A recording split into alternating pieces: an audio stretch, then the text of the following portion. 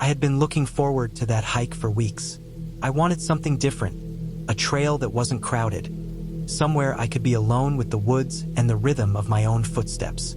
I drove early in the morning before the sun was fully up, so the air was cool and damp. The parking area was small and gravelly, with barely enough space for 3 cars, tucked against the side of a hill where the trees started thick and close together. I grabbed my pack, checked my water, tightened my boots, and started down the trail. The path was narrow at first, just wide enough for one person, and the ground was soft with pine needles and fallen leaves. The smell of wet earth mixed with moss filled my nose, grounding me in the quiet morning. The first hour felt peaceful. Sunlight slanted through the trees in pale streaks, dust motes floating in the air. Birds called now and then, but there was no wind. I noticed small details, the way a spider's web shone in the light, the shape of mushrooms clustered around a fallen log, the crunch of dry leaves underfoot. I felt myself settling into a rhythm, stepping over roots, balancing on stones, leaning into the incline of the trail. The forest seemed ordinary, welcoming. That's why it caught me off guard when I realized I hadn't heard another sound besides my own breathing for a long stretch. No birds, no wind, not even the distant echo of animals. It was quiet in a weighty way, the kind of quiet that presses on your ears and makes you hyper-aware of every small sound. I kept going, telling myself it was normal, that it was just part of being deep in the woods. After about 2 hours, the trail curved sharply and started descending toward a small creek that I could hear before I saw it. The sound of water rushing over rocks was steady, a comforting rhythm. The banks were muddy, and fallen branches made it tricky to navigate. I had to carefully pick my steps, testing each log and rock before I shifted my weight. As I reached the water, I noticed footprints in the mud along the opposite bank. They were human, adult-sized, and fresh. Not old prints that the rain or wind would have faded, but recent, as if someone had just crossed before me. The thought made my stomach tighten, but there was no one in sight. I looked around, scanning the trees, the far side of the creek, the trail behind me, and saw nothing. Still, a sense of being watched crawled up my spine. I took a deep breath, telling myself it could be a local hunter or another hiker who had passed, and crossed the creek carefully. Each stone was slick with moss, and I had to use my hands on rocks to steady myself. My boots slipped once, and I nearly lost my balance, my heart jumping, but I recovered quickly. Once on the other side, I noticed more tracks leading along the trail. They were spaced oddly, heavier than mine, deeper in the soil. My pulse quickened, but I kept walking, telling myself not to panic. The trail became rougher as I moved farther from the creek. It climbed steeply through thick forest, the trees pressing close, their branches scratching at my shoulders. I had to duck under low limbs, step over roots that tangled across the path, and push through thorny undergrowth. The quiet never left. Every now and then I heard something, a snapped twig, a rustle of leaves, but every time I turned, nothing was there. I tried to focus on the trail, on keeping my footing, but my senses were on high alert. I couldn't shake the feeling that someone, or something, was moving behind me, keeping pace but staying hidden. After what felt like hours, the trail opened slightly onto a ridge. From there, I could see the forest stretching out below, patches of sun on the distant hills. I paused, took a drink from my water bottle, and looked back at the trail I had climbed. Shadows were long now, the sunlight fading through the trees. The quiet felt heavier, oppressive, as if the forest itself was holding its breath. That's when I noticed it. Subtle movement behind a line of trees, barely perceptible, but it was there. A shadow shifting, staying just out of view. My stomach tightened. I froze, listening. Nothing. I kept moving, slower now, choosing my steps carefully, glancing over my shoulder more than once. The trail narrowed again, winding down into a gorge where the trees formed a dense canopy overhead. The light dimmed quickly, and the ground became uneven, littered with loose rocks and broken branches. Each step required concentration, my boots crunching on the debris. The sound of my own movement seemed loud in the quiet forest. Then I heard it again, a branch snapping behind me. Not far. I stopped immediately, holding my breath. Another snap, deliberate, closer this time. I didn't look back. My instincts screamed to move fast, but I forced myself to stay calm. Panic would make me stumble. I scanned the side of the gorge, looking for anything I could use for advantage, a higher path, rocks to climb. I found a small rise of earth and loose stone and climbed carefully, using my hands to pull myself up. From that higher position, I could see the continuation of the trail and the faint light of the late afternoon filtering through a distant clearing. I moved cautiously but steadily, making sure each footstep was solid. The snapping sounds behind me became less frequent, then stopped entirely as I gained distance. The forest slowly began to feel normal again. I stayed alert, but the oppressive sense of being followed lessened. Finally, I reached the edge of the clearing. Sunlight spilled across a wide patch of grass, and I could see the end of the trail leading to the road. Relief flooded me. My legs were sore, my body exhausted, but I felt a clear sense of accomplishment. I had moved through tense, dangerous moments without losing control, without panicking, and I was coming out safely. I paused for a moment, taking in the clearing, listening to the normal sounds of wind in the trees, the distant chirp of birds. The forest had returned to itself, ordinary and safe. I walked the final stretch to my car, the gravel crunching under my boots, and felt a strange mix of exhaustion and satisfaction. I had experienced something unnerving, real, and completely human. It was terrifying in the moment, but it left me with a sense of respect for the forest and the importance of vigilance, careful observation, and calm in tense situations. I started the car, watching the sunlight fade completely as I drove back to the highway. I felt tired but clear-headed, knowing that I had navigated the trail safely, kept my wits about me, and made it back without incident. The memory stayed vivid in my mind, a lesson in awareness and self-reliance, and a reminder that sometimes the real danger in nature isn't supernatural or imagined. It's simply other people, the environment, and our own ability to stay alert. That day's hike became one of the most memorable experiences of my life, not because it was beautiful or scenic, but because it tested me in ways I hadn't expected. It reminded me of the thin line between safety and risk, and the importance of paying attention to small details, the weight of silence, the subtle signs of movement, the way the terrain shifts and hides dangers.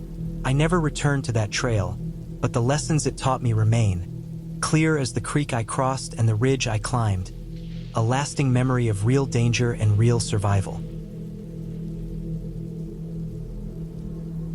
I set out on the trail just after sunrise, the air still sharp and cold, the kind that made my lungs ache slightly as I pulled them full of oxygen. The forest was quiet except for the occasional creak of a pine limb and the far-off trill of a bird. The path was steep from the start, the switchbacks cutting tightly into the hillside, and I kept my pace measured, aware that the rocks underfoot were loose in spots and the soil damp from last night's rain. My pack was heavy, loaded with the essentials: water, a small stove, some canned food, a first aid kit, and a thin sleeping bag.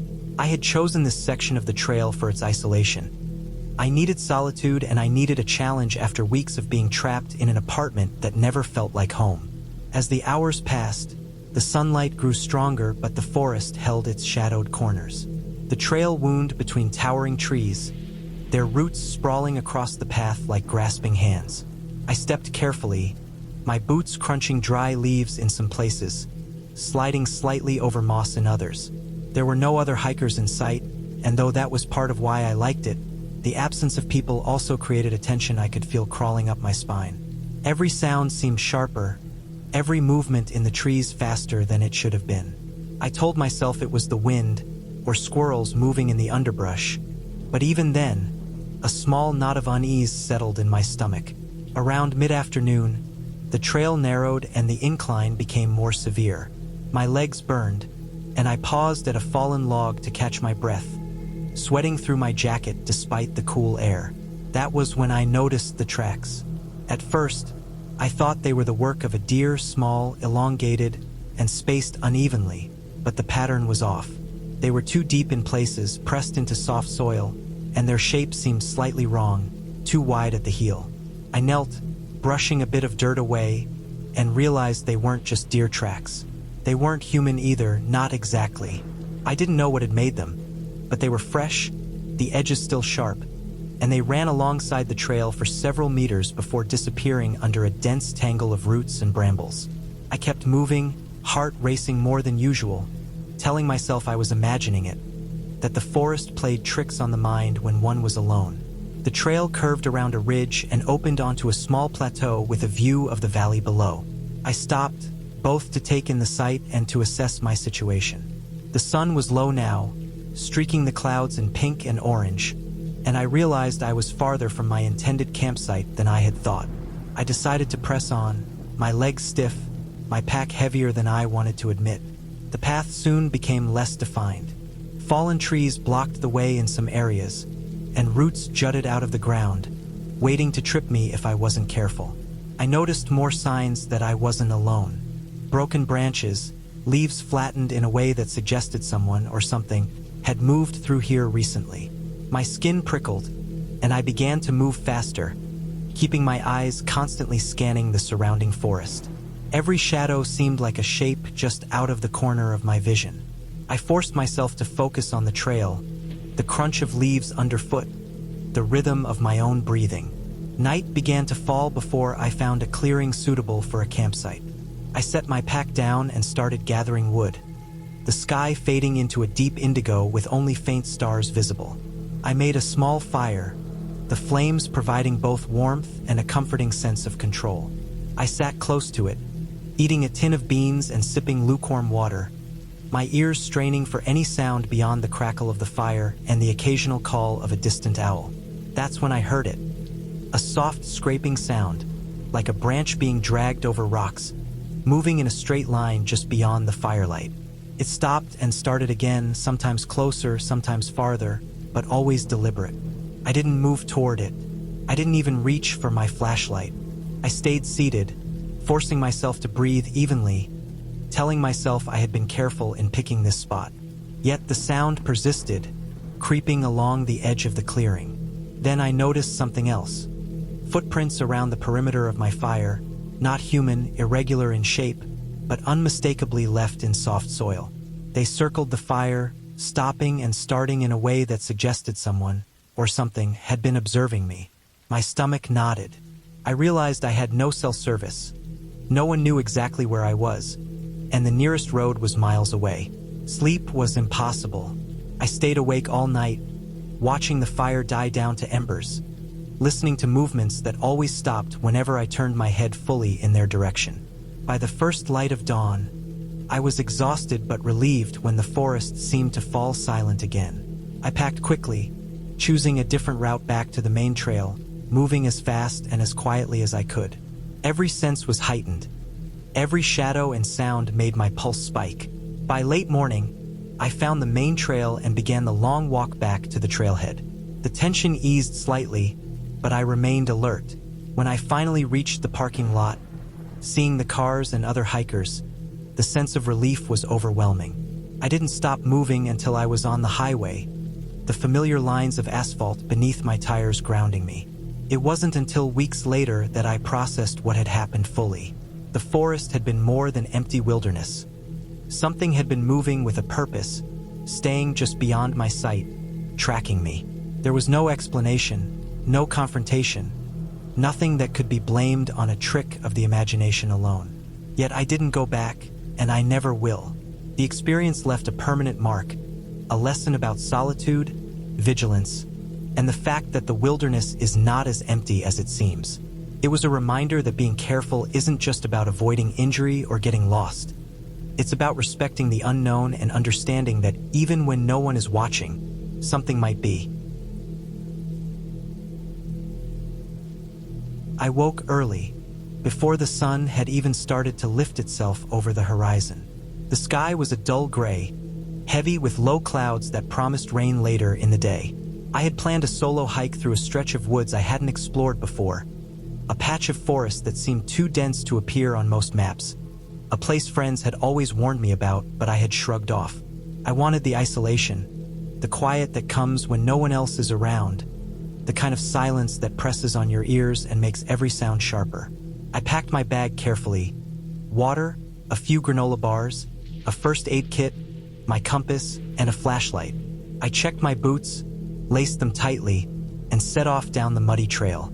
The trail was barely more than a worn path, lined by thick undergrowth and trees whose branches leaned together, blocking much of the early light. The ground was uneven, roots twisted like veins through the earth, and wet leaves clung to my boots with every step. I moved slowly, deliberately, feeling the strain in my ankles and knees, but savoring the effort, the way the woods made me focus entirely on each movement. The air smelled of wet earth and decaying leaves, strong and sharp, and I could hear the distant gurgle of a creek somewhere deeper in the forest. By mid-morning, the trail had narrowed further, nearly swallowed by ferns and brambles. I paused to take a drink of water and wipe sweat from my brow. The forest was silent in a way that felt unnatural. Birds had vanished, insects were quiet, and even the breeze seemed hesitant to move. I noticed that the trees around me were massive, older than anything I had hiked among before. Their trunks were scarred with age, and moss hung thick from the branches. I felt small, inconsequential, the kind of feeling that makes you acutely aware that the forest doesn't exist for you, it just exists. I continued on, moving cautiously over slippery roots and wet patches of earth. The trail twisted sharply, forcing me to climb over fallen logs, duck under low-hanging branches, and step carefully over streams that crossed the path. At one point, I slipped, my boots skidding on moss, and I barely caught myself on a thick branch. My palms were scratched and bleeding slightly, but I pressed on, adrenaline replacing the pain. I realized that the forest demanded attention in a way that was exhausting but alive, that even a small mistake could turn into a serious injury if I wasn't careful. The sun had climbed higher, but the canopy was thick, letting through only thin beams of light that danced across the forest floor. The shadows seemed darker than the spaces in between, stretching unnaturally, shifting with the movement of clouds above. I could hear the distant rumble of water, the creak from earlier, but something in the sound felt closer, sharper, almost like movement. My pace quickened slightly, boots crunching leaves and twigs as I tried to stay calm, telling myself it was just a small animal or the wind. But deep down, I felt watched. Every sound made me tense. Every shadow flickering across the trail made my stomach tighten. By mid-afternoon, I reached a small clearing. The trees opened slightly, giving a view of a distant ridge. I stopped to rest, sitting on a large rock that was wet but sturdy. I drank water and ate a granola bar, scanning the forest behind me. It was quiet, almost too quiet. I noticed broken branches and flattened grass, signs that something larger had passed through recently. Maybe a deer or a wild boar, I told myself, but the thought didn't settle. I felt a subtle, nagging awareness that I wasn't alone. I pressed on, following the narrow trail as it wound up a steep incline. The climb was exhausting. Every step required balance, attention, and energy. The ground was loose in places, gravel slipping under my boots, forcing me to test every foothold. The forest seemed to grow darker as the canopy thickened even further. The air became cooler, heavier, and more damp. Mist began to gather near the forest floor, curling around tree trunks and roots like slow-moving smoke. My visibility dropped, and I had to move more cautiously, making deliberate choices about where to step. Then I heard it. Not a rustle, not a snap, but a faint, deliberate sound. The crunch of leaves and twigs, steady, rhythmic, moving in parallel to my path but just out of sight. I froze, straining my ears. My heart hammered in my chest, but I forced myself to breathe slowly, assessing the situation. The sound was too heavy for a small animal, too controlled to be the wind. My mind raced through possibilities. A hiker, a hunter, or a larger wild animal. I gripped my trekking poles tighter and continued, carefully keeping my eyes on the path but glancing into the shadows. The movement followed me, steady, silent in its intent to remain hidden. I finally reached the top of the ridge, where the trees thinned slightly and I could see the slope leading down to another clearing. The sun was sinking lower, painting the sky in muted shades of orange and gray. Relief mixed with tension as I realized that if I kept moving, I could reach the road I had parked on before nightfall. The footsteps behind me had stopped, and I dared to glance back. Nothing, just thick trees, mist curling around the bases of trunks, and shadows stretching long across the ground. My body relaxed slightly, but I stayed alert, ears straining for any hint of movement. The descent was tricky. Loose soil and rocks made every step a careful calculation. I could feel my legs trembling from the climb and tension. Each time I slipped slightly, my heart raced, imagining the impact of a bad fall in this remote place. The forest behind me remained quiet now, but the memory of those footsteps lingered in my mind. I realized that even when alone, nature has its own presence, one that can be intimidating and unnerving if you're aware of it. Eventually, the trail opened into a wider path, the forest thinning until I could make out a dirt road below. I paused, taking in the sight of the sun dipping behind the horizon, the distant hum of cars from the main road signaling safety. My legs were sore, my hands scratched, and my clothes damp with sweat and mist, but I felt a rush of relief. I had navigated the woods carefully, paid attention to every sound, and avoided any mistakes that could have left me trapped or injured. I stepped onto the dirt road, boots squelching in the soft soil, and followed it back to where I had parked. By the time I reached my car, the sun had set completely, leaving the sky a deep blue fading to black. I sat for a moment, leaning against the door, taking slow breaths, feeling the weight of the forest in my muscles and in my mind. Hiking alone wasn't just a test of endurance. It was a lesson in awareness, patience, and respect for the unknown. I had pushed myself physically and mentally, but I had also emerged with a clearer understanding of how careful you must be in a wild place. The woods were indifferent, relentless, and alive, and I had moved through them safely by respecting their pace, their danger, and their power. Driving home, I reflected on the hike. It had been tense, exhausting, and at times frightening, but I had learned more than any trail guide or map could ever teach. The forest had tested me, shown me my own limits, and forced me to rely on skill, observation, and patience. I realized that safety wasn't just about planning. It was about paying attention to the world around you, understanding it, and moving carefully through it. I felt a deep sense of accomplishment and quiet pride. That hike had left me wary, alert, and more alive than I had been in a long time, and I knew I could return someday, but only with respect for the woods and what they demanded. I set out early in the morning, just as the first pale light of dawn stretched across the treetops. The air was cold and wet, the kind that seeps into your bones if you stay outside long enough. I had my pack tight on my shoulders, boots laced up all the way, and a thermos of coffee bouncing against my side. The trailhead was quiet, almost unnaturally so, with only the soft rustle of leaves in the wind and the distant call of a few birds. The path was narrow, dirt pressed hard by countless hikers over the years, but it was littered with fallen branches, slick with dew and the early signs of frost. I liked hiking alone sometimes. It made the forest feel bigger, sharper, and more real. Every step seemed louder than it should be, crunching leaves and twigs, echoing back at me through the dense trees. I moved slowly at first, letting my body warm up, feeling each muscle stretch and tense. The woods were dense, older than most places I'd hiked before, with massive oaks and maples and pines crowding each other. Moss covered almost everything. Rocks, fallen logs, tree trunks, even parts of the trail. In some places, the ground was spongy underfoot, soaked from last night's rain. I was careful where I stepped. A misstep on wet moss or hidden roots could twist an ankle in seconds. The smell of damp earth and pine needles was strong, grounding me, making me feel alive in a way that city streets never could. By mid-morning, I had climbed a long ridge, and the forest began to thin slightly. The sunlight started cutting through in narrow beams, dust motes floating in the light like tiny, lazy sparks.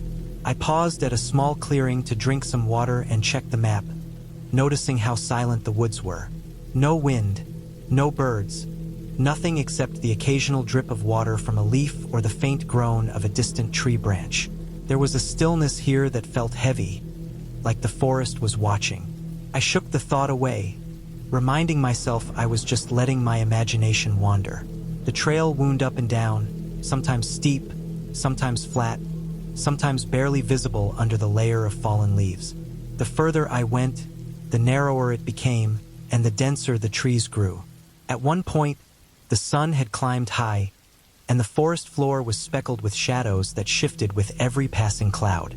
I could hear the occasional scurrying of small animals, maybe squirrels or raccoons, moving through the underbrush. Once, I froze when a branch snapped not far away. My heart jumped, but it was just a deer, its white tail disappearing into the shadows. Still, I realized then that in a forest this old, you never feel completely alone, not even without anyone else around. Something is always watching, moving, or listening. Around noon, I came to a creek that cut across the trail. The water was clear and cold, flowing over rocks that glistened like wet glass. I filled my bottle and knelt to wash my face. The sound of the creek was soothing, but also made the woods feel larger, stretching beyond the line of sight. Crossing it was tricky. The rocks were slick, and I had to balance carefully, testing each one before putting my weight down. A sudden slip on one mossy stone sent me sprawling, scraping my hands and knees, but I laughed at myself and pressed on. The creek was shallow, but it marked a transition in the hike. The trees ahead were taller, thicker, and darker. By mid-afternoon, the sun had begun to lower, and shadows grew longer, stretching across the trail like dark fingers. I realized the forest had changed. The air felt cooler, damper, and heavier. The trail was no longer obvious. Fallen trees blocked parts, and the path seemed to fork more than once. I trusted my map and compass, but I had a creeping sense of unease. Every sound, an unseen branch snapping, the rustle of leaves, made me tense. My legs were tired from the climbs, my pack seemed heavier, and the quiet around me was no longer peaceful. I could hear my own breathing and heart. Somewhere off in the woods, a larger animal moved, and I wasn't sure how far it was, but it was enough to make me aware that this part of the forest wasn't traveled often. I kept moving, taking careful steps, scanning the underbrush for signs of wildlife or the trail. The sun sank lower, and the forest became darker faster than I expected. I started to regret not turning back earlier. The trees blocked what little light remained, and I had to rely on glimpses of the sky through gaps in the canopy. My pace slowed. Every step needed caution. I remembered reading about hikers who underestimated late afternoons in dense forests, about how quickly orientation can fail when the sun dips. I pressed on, but a growing knot of tension had formed in my chest. Then I heard it, a sound that stopped me cold. It was faint at first, a low rustle that didn't match the usual forest noises. Leaves moving, branches creaking, but no wind. It was deliberate, methodical. I froze, straining my ears. The sound moved parallel to the trail, keeping pace just beyond sight. My heart rate spiked, adrenaline surging. I checked the map again, confirmed my bearings, and started walking faster, but cautiously. The noise didn't speed up or slow. It just stayed there. I had no idea what was out there. A bear? A wild boar? Something I couldn't see yet? Every rational thought in my mind told me to keep calm, stay on the trail, and move carefully. Eventually, the forest began to open slightly. The trees thinned, and the trail widened. I reached another ridge, and the last rays of sun hit a distant hill, golden against the dark forest. Relief washed over me. I knew if I kept moving, I could reach a main road or a campsite before nightfall. The rustling behind me had stopped. I glanced over my shoulder, expecting to see movement, but saw nothing. Just the still, dark woods stretching endlessly. My muscles loosened slightly, but I stayed alert. I pushed on, following the trail that became clearer again. Soon I could hear the faint hum of traffic in the distance, a signal that civilization wasn't far. Finally, the trail opened into a dirt road that led down toward a small parking lot where a few cars were parked. I collapsed briefly against a tree, breathing hard, soaking in the sunlight that had returned. The forest behind me no longer seemed threatening, just dense and wild, and I realized how easily it could have trapped me if I had been careless. How quickly things could go wrong when you're alone in a place like that. I left the woods by sunset, feeling both exhausted and exhilarated. My clothes were dirty, my boots caked with mud, hands scratched from branches, but I felt an unshakable sense of accomplishment. Hiking in the woods wasn't just about walking through trees. It was about testing yourself, moving carefully, and respecting the unpredictability of nature. That day, the forest had been quiet but intense, almost pressing on me, reminding me that it didn't care about my plans. I learned to pay attention, to notice the small sounds, the subtle shifts in terrain, and to respect the time of day. By the time I reached my car, the sun had fully set, painting the sky a deep orange fading into dark blue. I was safe, yes, but I also carried with me the weight of every step, every sound, and every moment when the forest had seemed to lean in, watching. That hike left me changed. I knew I could return, but I also knew I would never underestimate the woods again. Every trail has its challenges, and every forest has its own life, indifferent and relentless. I drove home slowly, boots still muddy, heart still racing from the tension of the trail, but with a quiet pride. I had walked through a wild, indifferent place and emerged without injury, without panic, and with every sense sharpened. The woods were still there, waiting for the next person, and I had survived them by paying attention and respecting them, learning more than any map or guide could ever teach. I set out early that morning before the sun had fully risen, with a small backpack and a sense that today would be like any other hike I had done before. I had driven for over an hour to reach the trailhead, a narrow dirt road that wound through low hills and thick forest before opening onto a small clearing where a few cars were parked. The air smelled of wet soil and pine, sharp and clean. I tightened my boots, adjusted my straps, and started down the path, expecting a quiet, uneventful day among the trees. First, the trail was gentle. It curved slowly through a forest of pines and maples, sunlight filtering through the branches in thin, scattered beams. The ground was soft, layered with fallen needles, moss, and leaves, and the occasional broken twig made a small crack under my foot. I moved at a steady pace, listening to the rhythm of my steps, the occasional bird, and the distant rustle of leaves. The trail was marked, but sparsely, painted markers on trees spaced far apart. I kept checking my map and compass to stay oriented. The forest felt alive and ordinary, the kind of place I could walk through for hours and feel completely alone but safe. After about an hour, the trail began to rise sharply. The incline was gradual at first, but soon became a series of steep switchbacks. My legs burned, my breath came faster, and sweat started to form on my brow.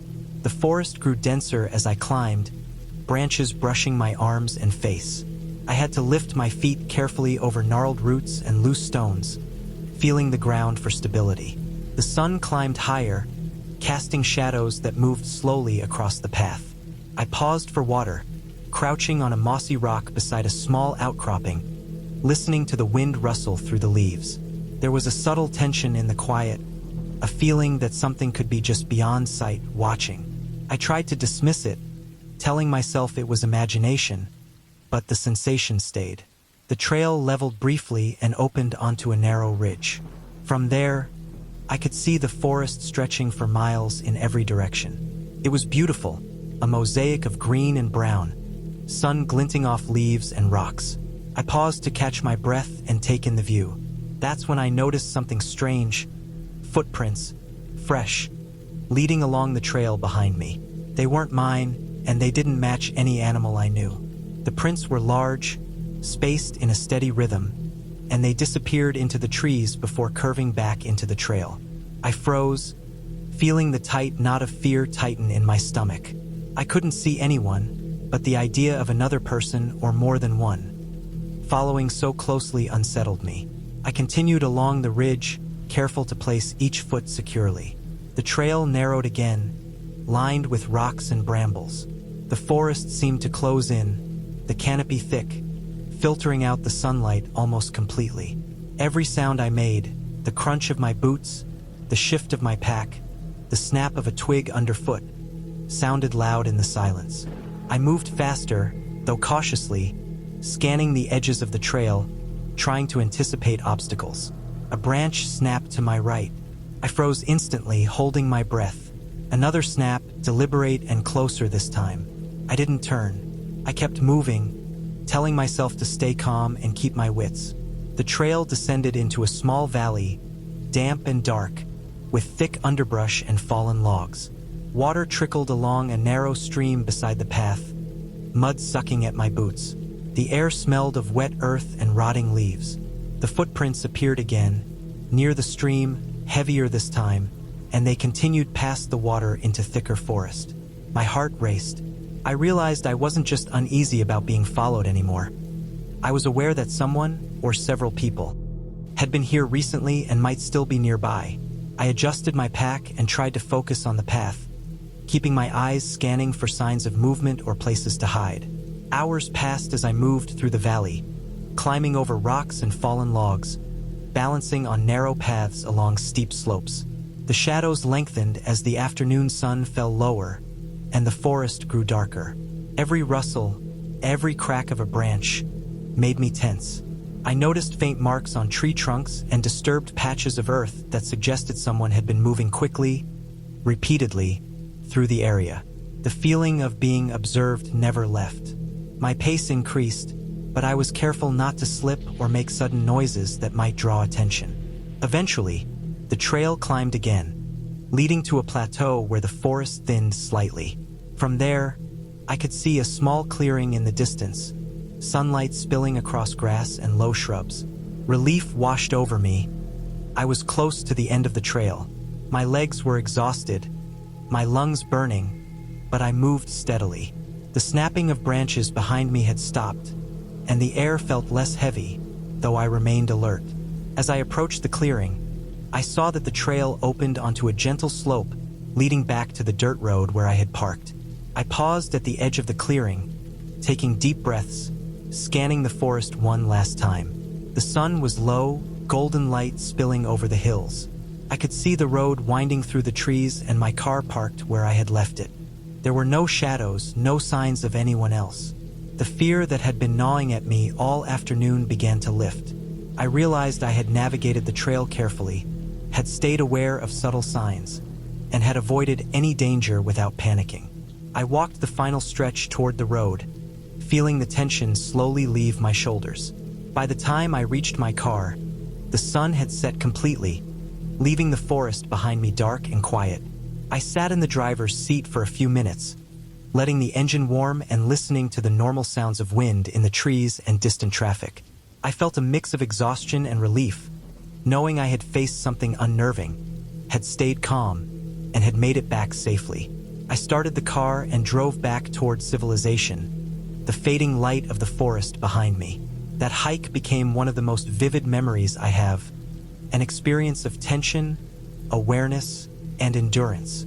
It reminded me that nature is not just peaceful scenery. It is full of challenges, and the real danger often comes from being alert to small signs, trusting your instincts, and moving carefully. I never returned to that trail, but I carry the memory with me as a reminder that focus, observation, and patience are as important as strength when navigating the woods. I remember the day clearly, even now, years later. It had been one of those ordinary weekends when nothing was scheduled, the kind that feels perfect for escaping the city. I decided to hike a trail I had driven past countless times but never actually walked. The map said it was an old logging route turned nature trail, winding through dense woods and crossing a river before looping back to the road. I told myself it would be quiet, maybe a little adventurous, a chance to get away from everything. I didn't expect it to turn into something that would stay in my head in vivid detail long after the sun set. I parked at the trailhead just after 9 in the morning. The small parking area was already half full with cars whose owners were obviously day hikers like me, wearing bright jackets and carrying small backpacks. The air smelled like wet earth, pine, and a faint hint of decay from fallen leaves. I strapped my pack on, adjusted my water bottle, and checked my map again. The trail started gently, a narrow path through tall pine and birch trees, their trunks rough against my fingertips as I brushed past them. The ground was soft underfoot, a mixture of needles, dirt, and the occasional slippery moss. The first hour was easy. I walked at a steady pace, enjoying the crunch of leaves and twigs under my boots. Birds flitted from branch to branch, some calling in the distance. The sunlight filtered through the trees in long, golden shafts, creating shadows that shifted as I moved. I passed a few small clearings where the wind had blown through, making the tall grass sway. It felt peaceful, normal, even a little comforting. I didn't notice the first sign that something felt off. It wasn't loud or obvious. It was the quiet, the kind of quiet that isn't just the absence of sound but a feeling, a weight pressing down on the ears. After another 30 minutes, the trail narrowed and began to descend toward the river the map marked. The ground became uneven, roots curling out of the earth like veins, and I had to watch my step constantly. I remember seeing small piles of broken branches here and there, almost like someone or something had been moving through. Nothing appeared out of place, but the way the branches were broken, the way the ground had indentations that weren't natural, it gave me a subtle tension in my chest. I shook it off, telling myself it was just animals. I reached the river by early afternoon. It was wider than I expected, dark water rushing over rocks. The sun glinted on the surface, and I crouched to refill my water bottle, listening to the current. The trail continued on the far side, but there was no bridge, just a shallow point where stones jutted out, slick and uneven. I tested each one before stepping, my boots sliding slightly on the wet surfaces. When I made it across, my heart was still pounding. I looked back and noticed footprints in the mud by the riverbank. They were small, human-shaped but oddly spaced, as if someone had crossed in a hurry. I didn't see anyone else on the trail that day. I glanced around. Nothing, just trees, rocks, and the river. I followed the trail along the river for hours. The path twisted between trees and boulders, sometimes disappearing into undergrowth that clawed at my pants and arms. As the afternoon wore on, the sun dropped lower, and the forest seemed to shift. Shadows grew longer, and the quiet became heavier. The only sounds were the river, the occasional bird, and my own breathing. Then I noticed it, the faint sound of movement, not near the river, not close enough to be obvious, but behind me. A shuffle, soft, deliberate. I froze, holding my breath, listening. The sound stopped when I stopped. I started again, slower this time, paying attention to every crack of a twig, every rustle of leaves. It returned, just faint enough that I wasn't sure if it was real. I kept moving, trying to convince myself it was the wind or an animal. The trail rose sharply, and I began to climb a ridge. My legs burned, sweat soaked my shirt, and every step seemed to echo. The sounds behind me followed, always just at the edge of hearing. Faster, slower, stopping when I stopped. Eventually, I reached a clearing at the top of the ridge. From there, I could see a patchwork of forest stretching out in all directions. It should have felt like a reward, a moment of peace after the climb, but I couldn't shake the unease. I scanned the trees below and the trail behind. No one, just the forest seemingly still. I rested for a few minutes, took a sip of water, and looked at my watch. I realized I had to decide whether to continue or turn back. The map showed the trail looping back, but it would mean descending the other side of the ridge, through denser woods that looked even less traveled. I decided to keep going. The trail led me down a steep slope, the soil loose, covered in pine needles. My boots slipped occasionally, and I had to grab roots or rocks to steady myself. The forest was darker here, taller, and the air cooler. I noticed the movement again, subtle, a shadow flitting between trees, always staying just out of view. I stopped more than once, standing perfectly still, but each time the shadow seemed to vanish. My heart pounded, but I kept going, telling myself I would reach the lower trail soon. By late afternoon, I realized I had underestimated the trail. It wasn't well marked, and every few hundred meters I had to pause and check my map. That's when I saw the evidence. Fresh footprints, larger this time, crossing the trail ahead. They weren't animal tracks. They were human, deep, heavy, and pointing in the same direction I was heading. I slowed, tense. The trail led into a narrow gorge, walls rising steeply on both sides, trees close together so the sun barely reached the ground. The footprints disappeared into the undergrowth. I realized I was completely alone, the forest pressing in, with no one around for miles, and the weight of the quiet became almost suffocating. I moved cautiously, staying alert, looking for markers or anything familiar. That's when I heard it clearly. A twig snapping behind me. Not far, not random. It was deliberate. I froze, listening. Another snap. My instincts screamed to move, but I stayed calm, measuring distance, checking my surroundings.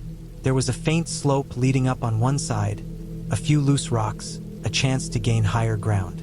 I decided to climb, using the rocks and roots, careful to stay quiet and low. My heart was pounding, sweat on my brow, breath coming in shallow bursts. From the top, I could see the continuation of the trail and a patch of sunlight where it opened into a field. I moved fast but carefully, not looking back. The snaps continued intermittently behind me but seemed to lose consistency as I gained distance and elevation. I reached the edge of the clearing just as the sun was starting to set. I paused, looking around. The shadows were long, the forest dark, and the trail behind me was swallowed in darkness. I took a deep breath, relief washing over me. I realized I had escaped whatever or whoever was following me, and I was finally back in a part of the trail that felt safe. I didn't rush, but I kept moving toward the parking area. The trail opened onto the road, and I could see my car in the fading light. My legs were sore, my heart still racing, but the forest felt normal again, quiet in a natural, safe way. I reached the car, locked the doors, and sat inside for a long time, listening to the wind in the trees. I hadn't seen anyone, hadn't spoken to anyone, but I knew someone had been there, watching, following, silent. The hike had been ordinary in planning but extraordinary in experience. I left the forest shaken but unharmed. The sun set completely as I drove home, the lights of the city in the distance a welcome sight. That night, I slept with the windows locked, but I felt a strange sense of gratitude. I had faced something that was unnerving and real, had stayed calm, and had found my way back without panicking. It was terrifying in the moment, but it reminded me that awareness, patience, and careful observation can save you. I never hiked that trail again, but I carry the memory with me, clear as the river I crossed that afternoon. A reminder that some quiet places are not empty, and sometimes the danger is as simple and real as someone walking behind you, unseen.